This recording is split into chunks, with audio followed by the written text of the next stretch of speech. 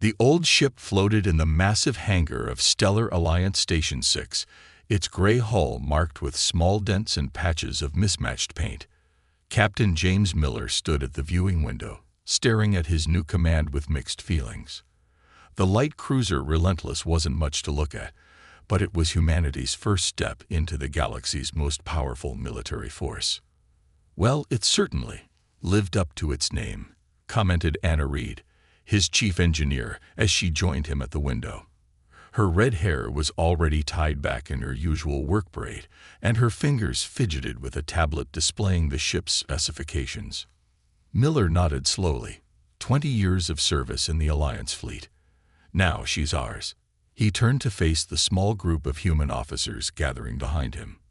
They were the first humans ever accepted into the Stellar Alliance's military, and everyone knew this assignment was more about politics than trust. Captain Miller, a tall, blue-skinned Alliance officer, approached them, his movements stiff and formal. "I am Officer Tren. I trust you find your new command adequate." There was a hint of superiority in his tone that made Miller's jaw tighten. "The Relentless is a fine vessel," Miller replied diplomatically. "We're honored to join the Alliance fleet." Tren's expression suggested he thought honor had little to do with it. "Indeed. Though I should warn you, the quantum drive is somewhat temperamental. We've been meaning to decommission her for the past 2 years, but now she can serve as a perfect training vessel for our new allies." Anna's fingers tightened on her tablet, but she kept her face neutral. Miller recognized that look. She was already thinking of ways to prove the alien officer wrong. The tour of the ship was brief and somewhat humiliating. Tren pointed out every scratched panel and outdated system with barely concealed satisfaction. The bridge, at least, was spacious, though its control interfaces were several generations behind current Alliance technology. When they finally reached engineering, Anna couldn't contain herself any longer. "The power distribution system is completely inefficient," she said, running her hands over a control panel. "We could easily increase output by 30% with some basic modifications." Tren's expression darkened. "The ship's systems are calibrated to Alliance specifications. Any unauthorized modifications would be a violation of protocol." He paused, then added with a thin smile, "Though I doubt you could improve on our technology, even if you were permitted to try." After Tren left, Miller gathered his senior staff in the ship's briefing room. Besides Anna, there was Jack Turner, the tactical officer, whose previous experience included designing weapons systems for Earth's Defense Force. Lisa Park handled communications and sensors, while Mike Cooper was their navigation specialist. All of them wore the same expression, a mixture of disappointment and determination. "They gave us this ship because they think it will keep us busy and out of the way," Miller said, pacing slowly around the room. "They expect us to struggle with the outdated systems, to prove that humans aren't ready for real responsibility in the Alliance." "The power core is actually fascinating," Anna interrupted, her eyes bright with excitement. "It's an older model, yes, but it's much more accessible than the newer ones. The modern Alliance ships have so many safety interlocks and automated systems that you can barely adjust anything without top-level clearance." Jack leaned forward, interested. "What are you thinking?" "Their newer ships are like sealed boxes, elegant and powerful, but impossible to modify. This one," Anna grinned, "this one we can work with. The older technology is more basic, more flexible." "The regulations clearly state," Lisa began, but Miller cut her off. "The regulations were written by a species that hasn't faced a serious military challenge in 300 years. They've forgotten how to improvise, how to adapt." He stopped pacing and faced his crew. "We're not here just to prove humans can follow Alliance protocols. We're here to show them why they need us." Over the next few days, the human crew began the process of making the Relentless their home. They cleaned, repaired, and familiarized themselves with the ship's systems. Anna spent countless hours in engineering, making detailed scans and muttering to herself about potential and workarounds. The first real test came during their shakedown cruise. They were running standard maneuvers in a quiet sector when the quantum drive began to falter. Warning lights flashed across the bridge as the ship dropped out of quantum space with a shudder. "Status report," Miller called out, gripping his command chair as the ship stabilized. "The drive's magnetic containment field is fluctuating," Anna reported from engineering. "Standard procedure would be to shut down and wait for repair crews." Miller smiled slightly. "And non-standard procedure." There was a pause, then Anna's voice came back, excitement barely contained. I think I see why these drives were abandoned. The containment system is too rigid. It's trying to maintain perfect field symmetry, but with a worn drive, that's impossible. But if we reconfigure the field generators to work asymmetrically, compensating for the wear patterns, is it safe?" Miller asked. "Safer than the original design, actually. Just not exactly by Alliance specifications." Miller looked around his bridge. Every face showed the same eagerness to prove themselves. "Do it," he ordered. The ship hummed as Anna's modifications took effect. The warning lights faded, and the quantum drive's power curve stabilized at a level higher than its original specifications. "Drive is operating at 115% of rated capacity," Anna reported triumphantly. "And this is just the beginning, Captain. There's so much more we could do." Miller sat back in his chair, a slow smile spreading across his face. "Document everything," he ordered. "But mark it all as preliminary testing data. No need to submit official reports just yet." That evening, as the Relentless cruised back to Station 6, Miller stood in engineering with Anna, looking at the modified drive controls. "They thought they were punishing us with this assignment," Anna said, running her hand along a power conduit. "They don't understand that older technology like this, it's like a mechanical watch compared to a digital one. More parts, more complicated, but also more possibilities if you understand how everything works together." Miller nodded. "Keep pushing the boundaries, but be smart about it. We're going to turn their punishment into an opportunity." He looked around the engine room, seeing not outdated technology, but potential waiting to be unleashed. "They gave us their weakest ship because they thought it would hold us back. Instead, they've given us exactly what we needed. A chance to show them what humans can really do."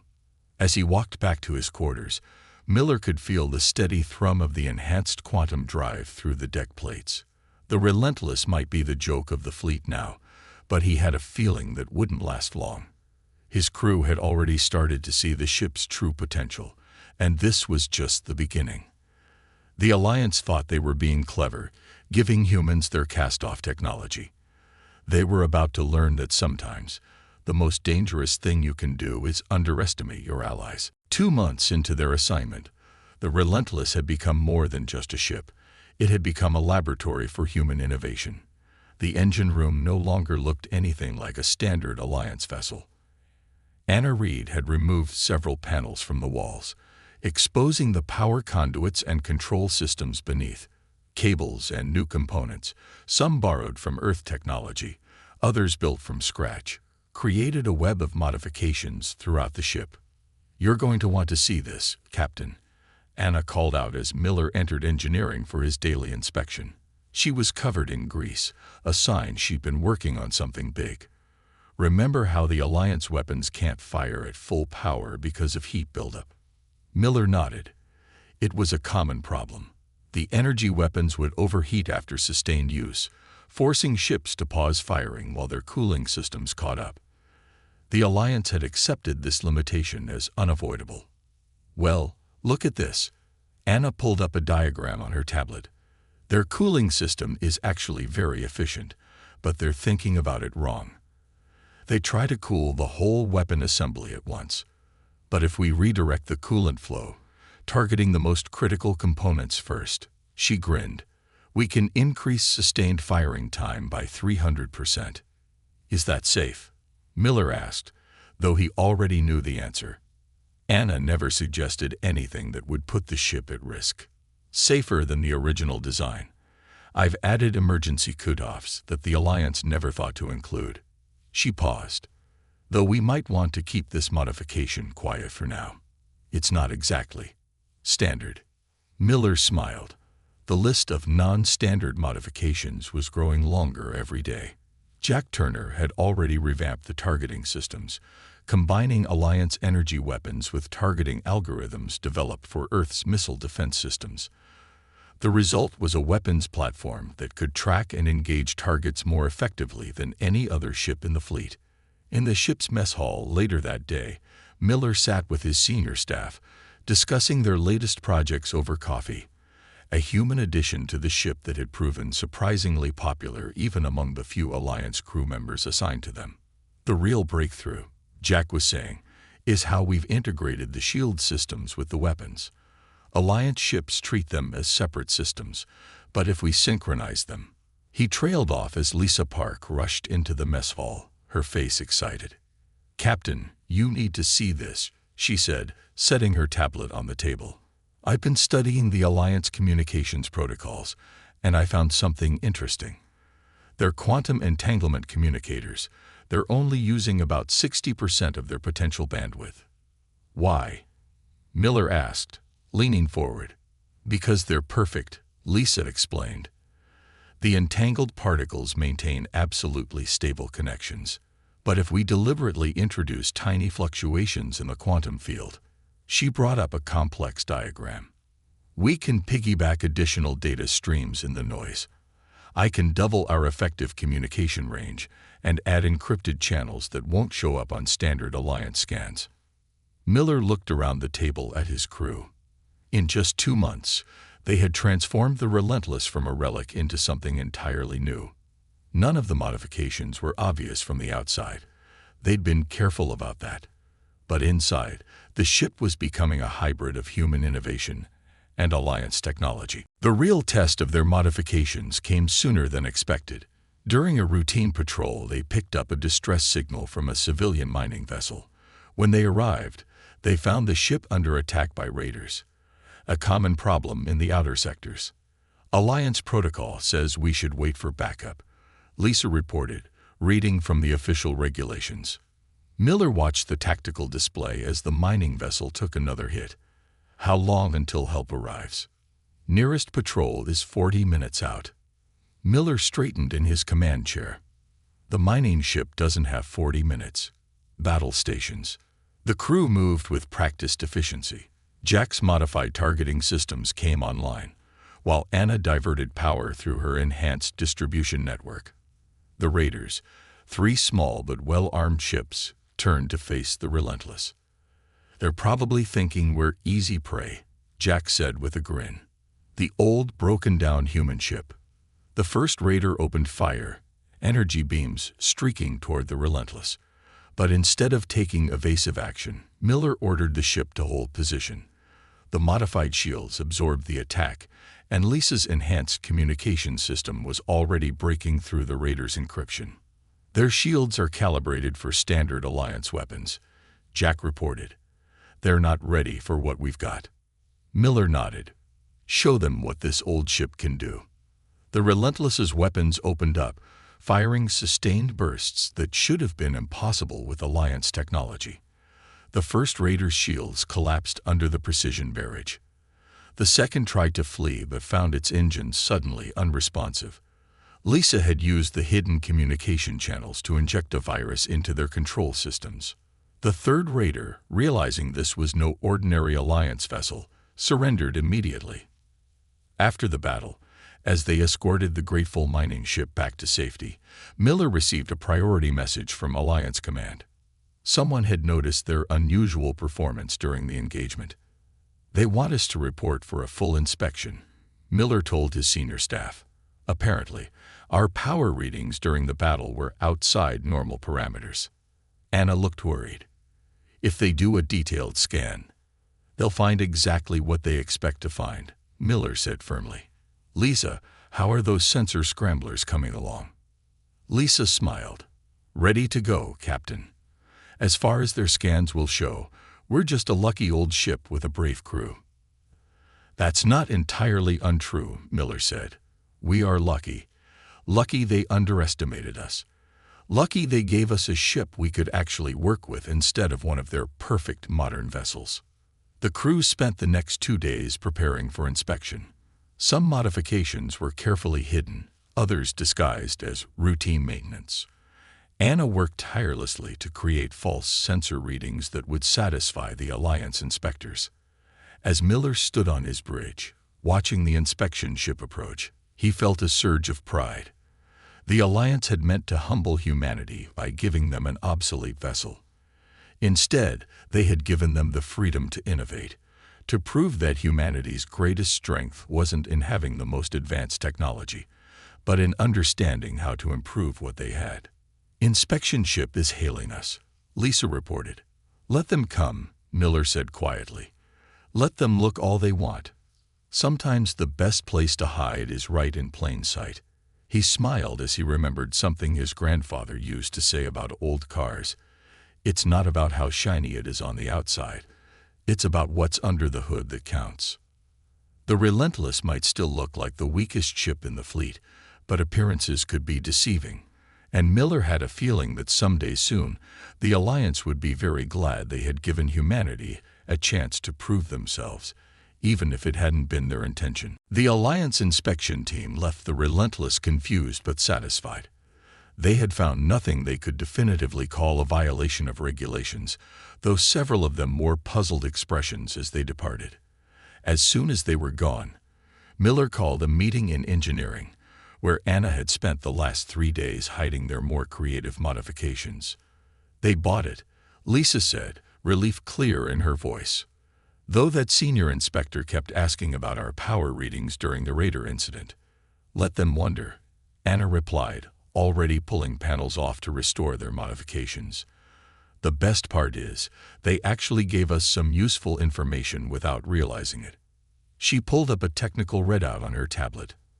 "I got a good look at their scanning equipment. Now I know exactly what they're looking for, and more importantly, what they're not looking for." Miller was about to respond when the ship's alert system activated. Lisa's voice came over the intercom. "Captain to the bridge. Emergency transmission from Alliance Command." When Miller reached the bridge, the situation became clear. An Alliance outpost near the border of protected space had sent out a distress signal. Pirates, far better armed than the usual raiders, had launched a major attack on the station. "All available ships are ordered to respond," Lisa reported, reading the transmission. "But we're the only vessel close enough to reach them before." She paused, her face grim. "The pirates have brought in heavy weapons. The station's shields won't last more than an hour." Miller checked the tactical display. "Time to reach the station at normal speed." 53 minutes, Jack replied. "Even at maximum safe speed, we'd be cutting it close." "What about unsafe speed?" Miller asked, looking at Anna's engineering station. Anna's fingers flew over her controls. "Those drive modifications we've been working on. They're not fully tested. But if we bypass the safety limiters and route power through the experimental circuits," she looked up, "we could make it in 30 minutes, though it might burn out some systems." "The station has over 300 people on it," Miller said quietly. "Make it happen." The next 30 minutes pushed the Relentless to its limits. The ship shuddered as it moved faster than its designers had ever intended. Warning lights flashed across every console, but Anna's modifications held. They dropped out of quantum speed to find chaos. 4 pirate vessels hammering the station's failing shields with concentrated fire. "Their ships are top of the line," Jack reported, surprise in his voice. "Military-grade weapons. They shouldn't have access to that kind of firepower." "We're being hailed," Lisa cut in. "It's the station commander." The screen activated to show a desperate-looking Alliance officer. "Relentless, thank the stars. But you're the human ship. You should wait for reinforcements. These pirates are using stolen Alliance military equipment." Miller's response was calm but firm. "We're what you've got, Commander. Just hold on a little longer." He cut the transmission and turned to his crew. "Time to show them what this old ship can really do." "Jack, Are those experimental torpedoes ready? Jack grinned. Armed and loaded, Captain. Anna's phase shift modifications should let them bypass their shields completely. Lisa, deploy those communication scramblers. Let's see how well their stolen equipment works when they can't coordinate. Miller settled into his command chair. Anna, give us everything you can to the weapons. We're not holding anything back this time. The pirates, seeing only a single outdated cruiser approaching, split their formation to deal with this new threat quickly. It was exactly what Miller had hoped for. The Relentless's first salvo caught them completely by surprise. Phase-shifted torpedoes passing straight through their expensive shields to detonate against their hulls. Direct hits, Jack reported with satisfaction. Their shield generators are trying to compensate, but they can't adapt to our hybrid weapons. The pirates tried to regroup, but Lisa's electronic warfare suite was tearing through their command and control systems. Their formation fell into disarray as conflicting orders filled their communications channels. One of the pirate ships, larger than the others, turned to bring its main guns to bear on the Relentless. Energy beams powerful enough to crack a planet's crust lanced out, only to be met by the cruiser's modified shields. Anna's power distribution network redirected the energy, actually using it to reinforce their defenses. They're not used to their targets getting stronger when they shoot them, Anna said with pride. Those energy recycling circuits are working better than I hoped. The battle that followed would later be described in Alliance reports as irregular and technically impossible. The Relentless moved with speed and agility that defied its size, its weapons striking with devastating precision. The pirate ships, despite their superior technology, found themselves unable to cope with attacks that followed no known doctrine.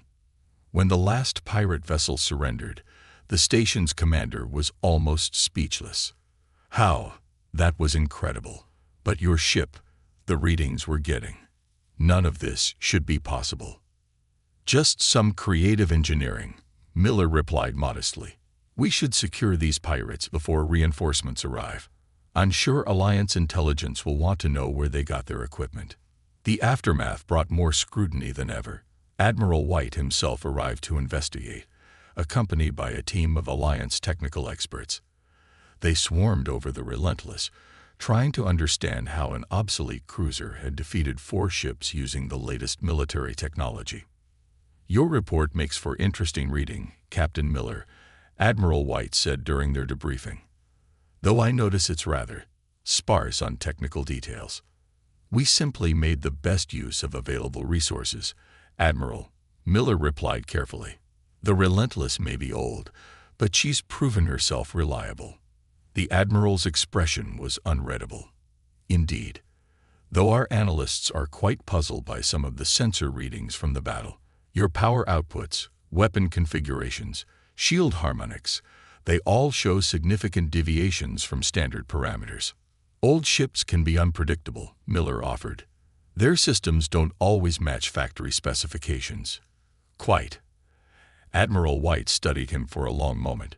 You realize, Captain, that any unauthorized modifications to Alliance military equipment are strictly forbidden. Of course, Admiral. We maintain the ship according to all applicable regulations. The Admiral stood, looking out the window at where the Relentless waited in its dock. The thing about regulations, Captain, is that they're written based on what we think is possible. He turned back to Miller. Perhaps it's time we reconsidered some of our assumptions about what is and isn't possible, especially where humans are concerned. As Miller watched the Admiral leave, he realized something had changed. The Alliance had given them the Relentless expecting limitations. Instead, they had discovered possibilities. And now, watching the repair crews swarm over the captured pirate ships, Miller could see Alliance engineers studying the battle recordings with intense interest. The joke of the fleet had become something else entirely, proof that sometimes the most powerful innovations come not from having the best technology, but from having the creativity to use what you have in ways no one ever expected. The mood aboard the Relentless had changed after their victory over the pirates. Alliance ships no longer treated them with quiet disdain. Now they were met with curious looks and cautious respect. Even better, Anna and her engineering team had been granted special dispensation to continue their experimental modifications under Admiral White's supervision. But their newfound recognition came with a price. Alliance intelligence had discovered something disturbing while interrogating the captured pirates. The advanced weapons and ships hadn't been stolen at random. They were part of a coordinated effort to probe Alliance defenses. Miller stood in the tactical room with his senior staff, studying the long-range sensor data that Lisa had compiled. The patterns were clear but made no sense according to known Alliance military doctrine. "They're testing us," Jack said, pointing to attack patterns from the last 6 months. "Each raid pushes a little further. Try something new. They're learning how we fight." "But who has the resources for something like this?" Lisa asked, scrolling through intelligence reports. "Pirates don't organize on this scale." Their answer came 3 days later in the form of an emergency transmission that shook the entire Alliance.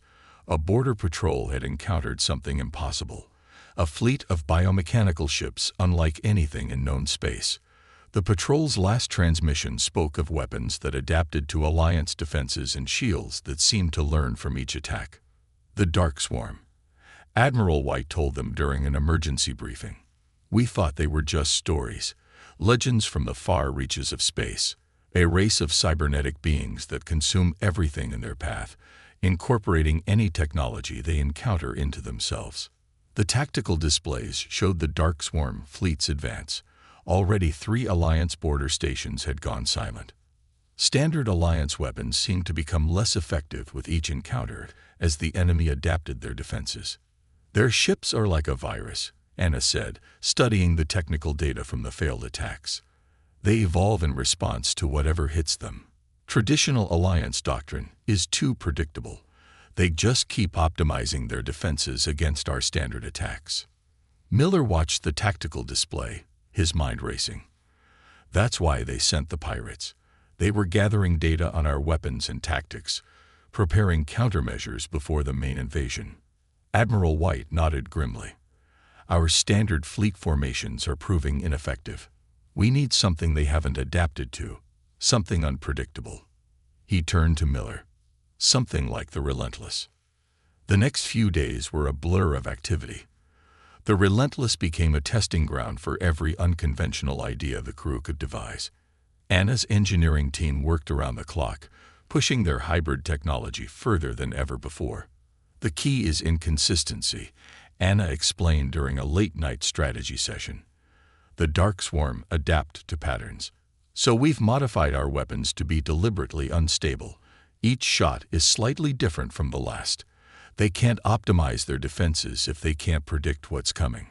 Jack had taken this concept further, developing what he called chaos protocols for the targeting systems.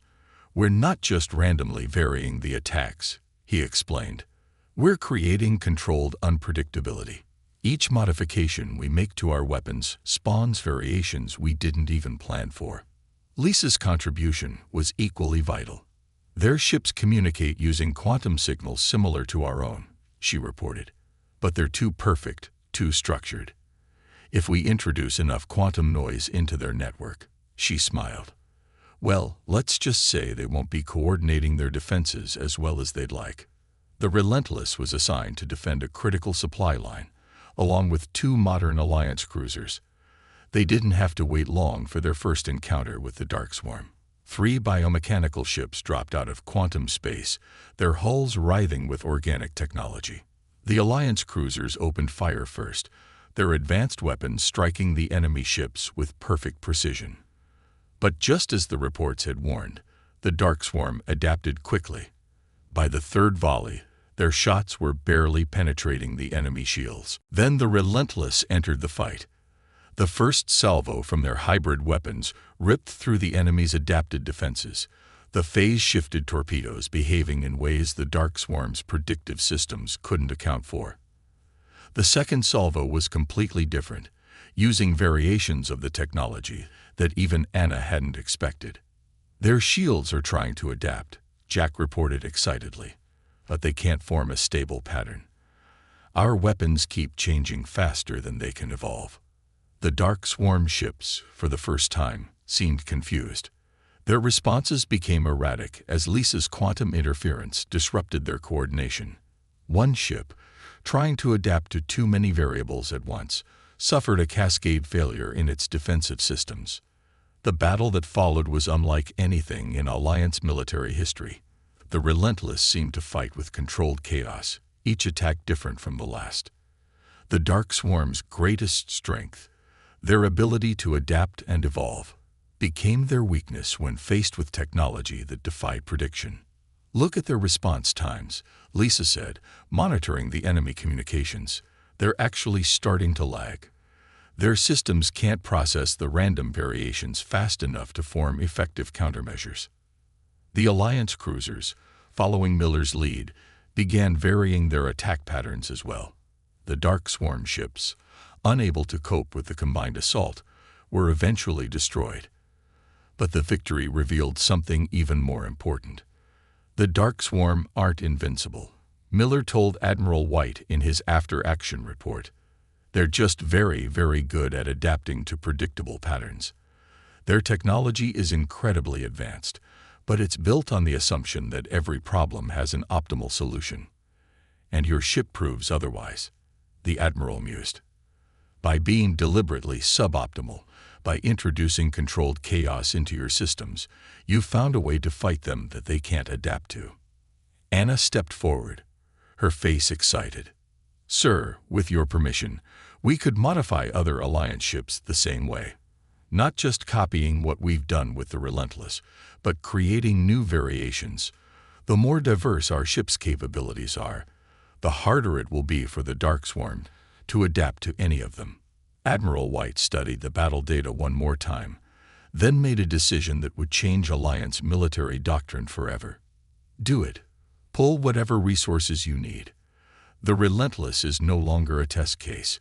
It's the prototype for a whole new way of fighting." As Miller watched his crew begin preparations to upgrade other Alliance ships, he couldn't help but appreciate the irony. The Alliance had given them their oldest, weakest ship because they didn't trust humans with their best technology. In doing so, they had accidentally given humanity exactly what they needed: the freedom to prove that sometimes the best way forward isn't to have the most advanced technology, but to have the creativity to use technology in ways no one ever expected. 3 weeks had passed since the Relentless's first encounter with the Dark Swarm, and the Alliance fleet was transforming. Engineers from every species had come together, learning from the human crew's innovations. Each ship was being modified in unique ways, ensuring no two vessels fought exactly alike. The Dark Swarm's advance had slowed, but intelligence reported they were massing for a major attack. The Relentless itself had become a floating workshop. Anna's engineering team worked with allies they'd once thought would never accept human ideas. The ship's hybrid systems were evolving daily, becoming something that even their creators couldn't fully predict. "They're still coming," Miller told his crew during a briefing. "But this time, we're ready for them." The tactical display showed the gathered Alliance fleet, 40 ships, each modified with its own version of the Relentless's chaos tech. The warning came at dawn, ship time. The Dark Swarm fleet emerged from quantum space in numbers that made previous encounters look like skirmishes. Hundreds of biomechanical ships, their hulls rippling with adaptive armor, filled the tactical display. "They've been holding back," Jack said, his voice tense. "Those ships, they're different from the ones we fought before. More advanced." Lisa's sensors picked up complex quantum signals flooding space. They're trying to coordinate their adaptations. Each ship is sharing its defensive upgrades with the others. Miller stood on his bridge, watching the enemy fleet approach. This was the moment that would determine if humanity's contributions to the Alliance would be enough. All ships, execute Battle Plan Chaos 1. The Alliance fleet split into smaller groups, each ship running different variations of the hybrid technology. The Relentless led the central formation, its systems humming with barely contained power. Anna had pushed their modifications to the limit, installing prototype systems that even she wasn't entirely sure how would perform. The Dark Swarm struck first, their weapons lashing out with terrible precision. But this time, the Alliance ships didn't present a unified defense to adapt to. Each vessel's shields responded differently, some absorbing energy, others reflecting it, while others seemed to phase in and out of normal space. Their adaptive algorithms are struggling, Lisa reported, monitoring the enemy's quantum communications. They're trying to optimize their attacks, but our random variations are creating too many variables. The battle split into dozens of smaller engagements, each one unique. Some Alliance ships used weapons that changed properties mid-flight, while others employed shield harmonics that shifted randomly. The Dark Swarm's attempts to adapt were met with constant change. Their evolutionary advantages turned against them. The Relentless dove into the heart of the enemy fleet, its hybrid weapons unleashing chaos. Phase-shifted torpedoes spiraled through space in patterns that defied prediction, while modified energy beams flickered between different frequencies faster than the enemy's shields could respond.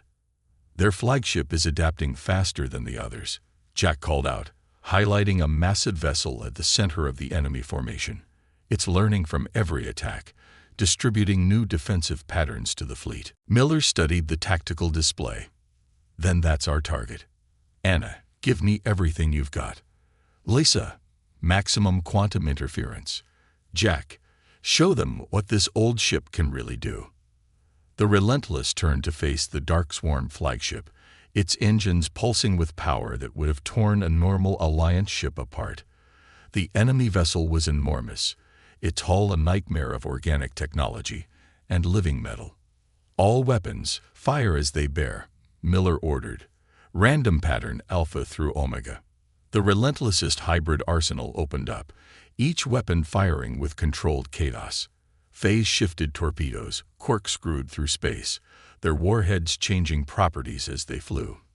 Energy beams pulsed with frequencies that shifted between shots.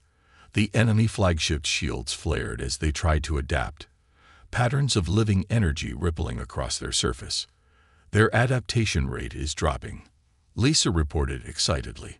The quantum interference is working. They can't distribute their defensive upgrades fast enough. The flagship's return fire was devastating, but the Relentless's shields held. Barely. Anna's power distribution network redirected energy faster than the enemy could adapt their attacks, turning their own power against them. Forward shields at 30%, Jack warned. We can't take much more of this. Miller watched as the flagship's defenses struggled to cope with their attacks. We don't need to. Look, their shield matrix is destabilizing. They're trying to adapt to too many variables at once. He was right. The Dark Swarm flagship's attempts to counter every variation of the Relentless's weapons had created conflicts in their defensive systems. Cascading failures began to ripple through their hull as their adaptation protocols fought against each other. Now, Miller ordered. All weapons, maximum power. Pattern chaos, final. The Relentless's final barrage was something even its crew hadn't seen before. Every modification, every innovation they'd created came together in a symphony of controlled destruction. The flagship's overtaxed shields collapsed, and the hybrid weapons tore through its biomechanical hull. The effect on the rest of the Dark Swarm fleet was immediate. Without their flagship's coordination, their adaptive advantages began to fail. Alliance ships pressed their attack, each vessel fighting in its own unique way, presenting an ever-changing puzzle that the enemy couldn't solve. When it was over, the surviving Dark Swarm ships fled into quantum space, leaving behind a battlefield strewn with the wreckage of their defeated fleet. The Alliance had won its first major victory against an enemy that had seemed unstoppable. In the aftermath, Admiral White visited the Relentless again. This time, there was no pretense of inspection or suspicion. He stood in engineering, looking at the hybrid systems that had changed the course of the war. When we gave you this ship, he said to Miller and his crew, we thought we were being clever. Giving humans our outdated technology seems safer than trusting you with our best ships. He shook his head. We didn't understand that the greatest weapon isn't the most advanced technology, but the creativity to use what you have in ways no one ever imagined. Anna, her uniform still stained with engine grease, smiled. The Relentless was perfect for us precisely because it wasn't perfect. All those flaws and limitations just meant more opportunities to innovate. The Admiral nodded. The Alliance Council has approved a new ship design program. We want to combine our advanced technology with human innovation, not just copying what you've done here, but encouraging the same kind of creative thinking throughout the fleet. Miller looked around his bridge, at the ship that had gone from being the fleet's joke to its salvation. Just remember, he said, sometimes the best solutions come from the most unexpected places. The Relentless would never be just another Alliance vessel. It remained unique, a testament to human ingenuity and the power of thinking differently. The ship that had been meant to hold humanity back had instead pushed the boundaries of what was possible, proving that true strength lies not in having the best tools, but in having the vision to see what those tools could become. As the Relentless moved through space, its hybrid systems humming with barely contained power, it carried with it a lesson that the Alliance would never forget. Never underestimate those who can turn your limitations into their greatest strengths.